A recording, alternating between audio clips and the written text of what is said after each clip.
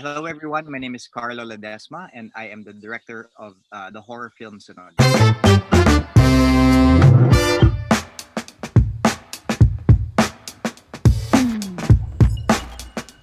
I love watching horror movies, and I've always loved watching horror movies. I actually like watching horror films because I see it as a comforting. It feels much more safer, and I find that when a really good horror film scares me and confronts me and makes me think. I think horror films are very important. I think there's no better place to be scared. I think it's good for people to know what scares them and know what it is that terrifies them. The idea of being stressed out or scared. But I always tell them, but isn't that great? Kasi what's happening in front of you is make believe. It's fantasy. It's pretense. Sunod was a story idea that was created by the creative team of 1017 T Films and Globe Studios. Nung nabasa ko siya, sabi ko, "Uy, wow, okay, nice." Like it didn't feel like a cheap jump scare movie one after the other. For that alone, I was immediately inspired to take part in it. And I asked if I could be part of it as director. We're here to talk about some viewer conspiracies about the movie Sunod. So let's start with the first one. Okay, the red yarn symbolizes the connection and existence of a parallel or supernatural universe. Yes, the idea of the red yarn was actually something in the later drafts of the script. But yes, it's a great spot. When you see Olivia all tied up, we actually filmed that also in the lobby. The building in itself has its own parallel universe, and we basically revealed that it's a haven for dark magic. So the rain from the beginning until the end of the film denotes the never-ending problem in the film, or in the society, rather. I was very adamant that we have a lot of rain in the film. I wanted the rain at the start of the film to really feel like problems bearing down on Olivia's world. Like it just comes at her nonstop. No matter how hard we try, sometimes we find ourselves going back to the same problems. But I do hope that we can realize that and find a way to overcome. The characters of Nerissa and Perla are representations of the horrors of World War II. Partially true. And yes, there was a World War II element involved. We planted that idea that this is something Perla has been doing for a very, very long time. She needed to have that connection with the building again for her to be able to transfer her soul to Olivia. During dream sequences, Olivia wears a black veil because she has a secret sin or carries something in her heart.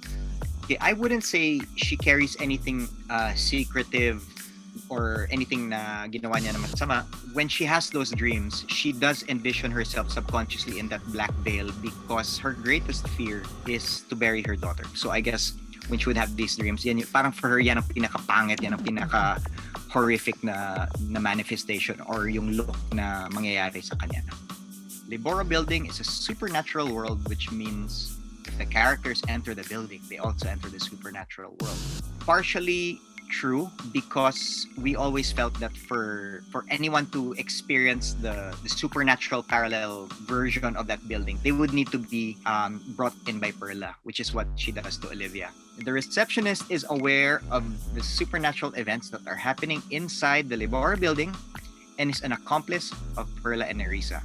Okay, I love this theory, and because I love it, I'm not going to directly answer it, only because I want the audience to really look at the performance of that character and decide for themselves. I was able to get different moments from all these different takes, and I fully intend it for that to be, because I think it's much more fun when people kind of try to guess kung kasama din si receptionist sa world na yan. So yeah, it's fun to have people guessing on that.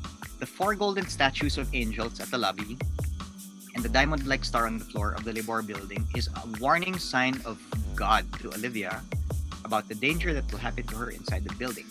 I wouldn't say it's a warning sign of God. Hindi siya ganun. But when you look at it in the scene when she's actually tied up and the camera pulls back, those statues are actually women that are wrapped around in their cocoon. These are actually the life forces of women that were here. So the statues are actually manifestations of the women from before. Yun. The elevator buttons look like an inverted cross. It shows that there is something demonic happening inside the building. To help answer that, I actually have the actual elevator buttons.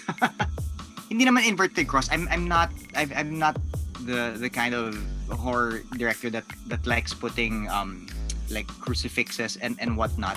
The reason why we did that is I said like I don't want it.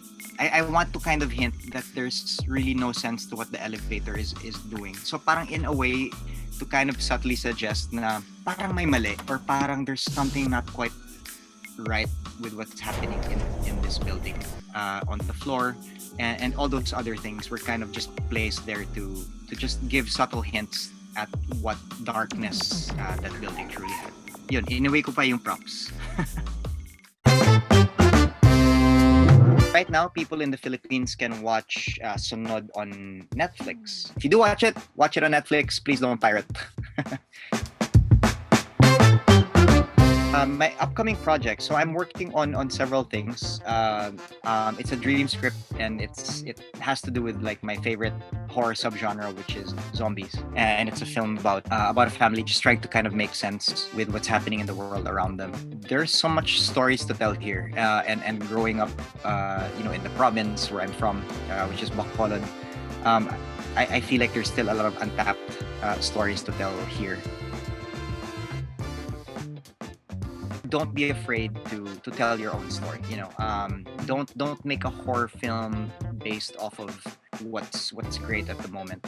So that's the main piece of advice I would give. Like if you were to do a horror film, by all means, acknowledge and honor your influences and your own life into it, because that's what I feel will make it special. Okay, so I would like to invite everyone to follow Sinepanghalina on Instagram, and they're also on Facebook, and you can also subscribe to their YouTube channel. Please follow them, please watch them, please subscribe, because I did. So thank you guys for having me.